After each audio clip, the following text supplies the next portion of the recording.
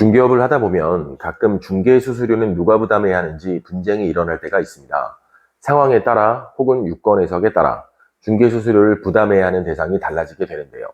오늘 영상에서 간단하고 명확하게 설명드릴 테니 끝까지 시청하신다면 앞으로 중개 수수료 때문에 분쟁하시는 일은 없을 거라 생각합니다. 먼저 원칙은 당연히 계약자가 부담하는 겁니다. 예를 들어 전세 계약을 체결했습니다. 그럼 당연히 임대인과 임차인에게 중개수수료가 발생됩니다. 하지만 예외적인 상황이 발생했을 때 중개수수료가 논란이 되는 건데요. 첫 번째는 계약 만료 전 중도퇴실을 하는 경우입니다. 임대인은 새로운 임차인과 계약을 체결하게 됩니다.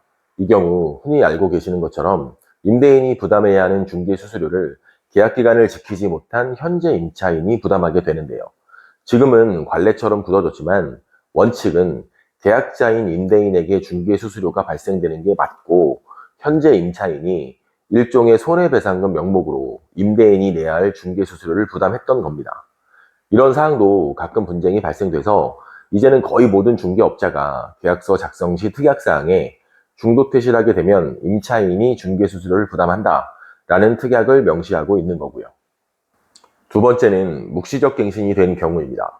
주택임대차보호법에 따르면 임대인과 임차인은 계약 만기 6개월에서 2개월 전까지 계약 연장 또는 해지 의사를 표현해야 합니다. 이 기간 동안 쌍방 모두 의사 표현을 하지 않으면 기존의 계약 조건과 동일하게 계약이 연장된 걸로 보는데요.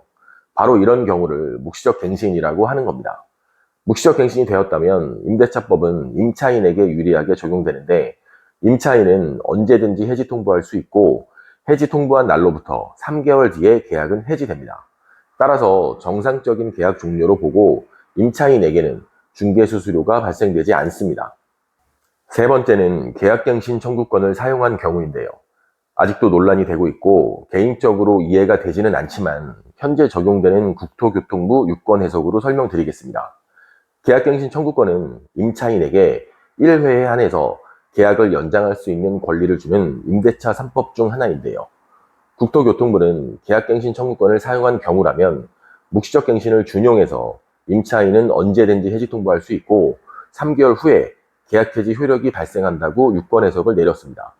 묵시적 갱신과는 달리 계약서도 서로 동의하에 새로 작성했는데 임차인은 통보만 하면 3개월 후에 계약을 해지할 수 있다는 게 잘 이해가 되지 않습니다. 아무튼 현재의 유권 해석으로는 계약갱신 청구권을 사용했다면 정상적인 계약 종료로 보고 임차인에게 중개수수료가 발생되지 않습니다. 마지막으로 네 번째는 계약 만기된 경우입니다.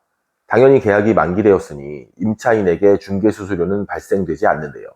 다만 계약 종료 시기를 유의하셔야 합니다. 예를 들어 25년 12월 31일이 계약 만기일입니다. 하지만 보통은 새로운 임차인과 이사 날짜를 조율하기 때문에 계약 만기일에 정확히 이사 나가는 경우는 흔치 않은데요. 그럼 만약 임차인이 11월 30일에 이사 나간다면 계약 만기를 채우고 나가는 걸까요? 10월이라면 어떨까요? 9월은요?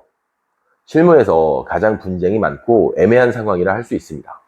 법률로 정해진 바는 없고 관례는 만기일로부터 1개월 이내라면 정상적인 계약 만기, 그 이상의 기간이라면 중도퇴실로 보고 임차인에게 중개수수료가 발생됩니다.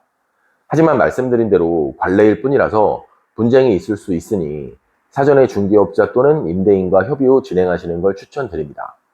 따라서 이런 내용을 전부 신경 쓰기 싫으시다면 그냥 계약 만기일에 이사 나가셔도 됩니다. 지금까지 임대계약 시 발생할 수 있는 중개수수료 부담에 대해서 설명드렸는데요. 오늘 영상 꼭 기억하셨다가 중개수수료 때문에 얼굴 붉히는 일은 없으시길 바랍니다. 지금까지 미소부동산이었습니다. 감사합니다.